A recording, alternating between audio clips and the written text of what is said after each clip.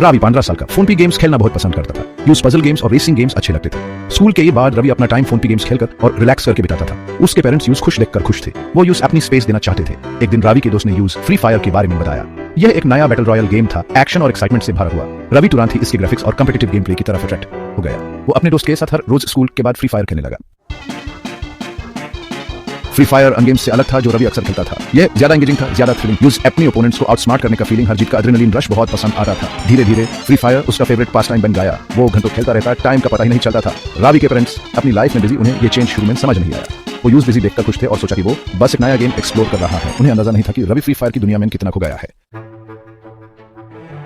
रवि की जिंदगी free fire के इर्द गिर्द घूमने लगी। हर वैकटी उसके दिमाग में बस गेम ही चलता रहता था। उसके दिन की शुरुआत और अंत दोनों ही गेम के साथ होते थे। वो जल्दी जल्दी होमवर्क करता बस गेम खेलने के लिए। उसका ध्यान सिर्फ गेम पर होता था और होमवर्क सिर्फ एक फॉर्मेलिटी बन गया था। उसके ग्रेड्स गिरने लगे और उसकी इंटरेस्ट इन एक्टिविटीज में कम हो गई जो उस पहले पसंद थी।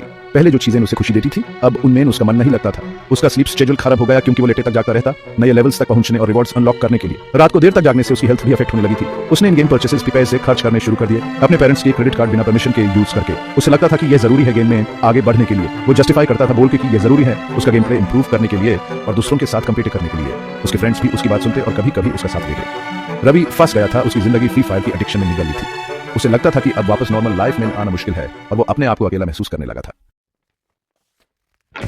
सेक्शन 4, पापा की खोज। एक शाम रवि के पापा को एक बड़ा क्रेडिट कार्ड बिल आया। बिल देखते ही उनके चेहरे पे चिंता की लकीरें उभर आई। उन्होंने सोचा कि यह बिल इतना ज्यादा कैसे हो सकता है। उन्होंने बिल को ध्यान से देखा और हर एक ट्रांजैक्शन को समझने की कोशिश की। शॉक होकर उन्होंने अपनी वाइफ से पूछा, जिसको भी उतना ही सरप्राइज हुआ। दोनों ने मिलकर सोचा कि ये ट्रांजैक्शंस कैसे और कहां से आए। उन्होंने सोचा कि शायद कोई फ्रॉड हो गया है। उन्हें समझा कि कुछ गड़बड़ है।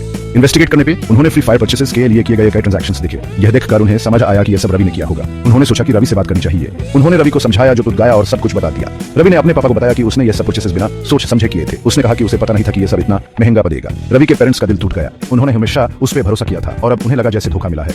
उन्होंने सोचा कि रवि को समझ नहीं आया कि यह कितना सीरियस है। फाइनेंशियल लॉस से ज्यादा वो अपने बेटे की वेलबींग के लिए परेशान थे। उन्होंने सोचा कि रवि को यह एडिक्शन से कैसे बचाया जाए। उन्होंने सोचा कि रवि को इस एडिक्शन से निकालने के लिए क्या करना चाहिए। उन्हें उसकी एडिक्शन की गहराई और उसके लाइफ पे हो रहे नुकसान का एहसास हुआ। उन्होंने सोचा कि रवि को इस एडिक्शन से निकलने के लिए उन्हें क्या स्टेप्स लेने चाहिए। उन्होंने सोचा कि रवि को इस मुश्किल से कैसे बचाया जाए। सेक्शन 5, बैलेंस फिर से बनाना। रवि के पेरेंट्स ने उसकी मदद करने का डिसाइड किया। उन्होंने देखा कि रवि अपने गेमिंग एडिक्शन की वजह से अपनी जिंदगी के इंपॉर्टेंट एस्पेक्ट्स को नेग्लेक्ट कर रहा था। उन्होंने उसे कामली बात की, एडिक्शन की डेंजर्स और लाइफ में बैलेंस की इंपॉर्टेंस समझाई। यह जरूरी था कि रवि समझे कि ज्यादा गेमिंग उसकी हेल्थ और रिलेशनशिप्स को कितना नुकसान पहुंचा सकती है। उन्होंने प्रोफेशनल हेल्प ली। यूज एक काउंसलर के पास ले गए जो गेमिंग एडिक्शन में स्पेशलिस्ट करता था। काउंसलर ने रवि को समझाया कि कैसे वो अपने गेमिंग हैबिट्स को कंट्रोल कर सकता है और अपनी लाइफ को बैलेंस में ला सकता है। टाइम और सपोर्ट के साथ रवि को अपने एक्शंस का नेगेटिव इंपैक्ट समझने लगा। उसने रियलाइज किया कि उसकी गेमिंग एडिक्शन ने उसकी पर्सनल ग्रोथ को रोका हुआ था। यूज अपनी फैमिली, अपनी एजुकेशन और अपनी हेल्थ की वैल्यू समझ आई। उसने अपने पेरेंट्स के साथ ज्यादा वक्त बिताना शुरू किया और अपनी पढ़ाई पे ध्यान देना शुरू किया। उसने अपनी स्टडीज पे फिर से फोकस करना शुरू किया। अपने दूसरे हॉबीज के लिए फिर से प्यार जगा, जैसे साइकिलिंग और पेंटिंग। यह सब उसके लिए एक नया एक्सपीरियंस था और धीरे धीरे अपना गेमिंग टाइम कम किया। उसने आउटडोर एक्टिविटीज में पार्टिसिपेट करना शुरू किया और अपने दोस्तों के साथ स्पोर्ट्स खेलने लगा। यह एक लंबा और मुश्किल सफर था, लेकिन डिटर्मिनेशन और सपोर्ट के साथ रवि ने अपने आप को बढ़ाने का फैसला किया। उसने अपने गोल सेट किए और उन्हें अचीव करने के लिए हार्ड वर्क किया।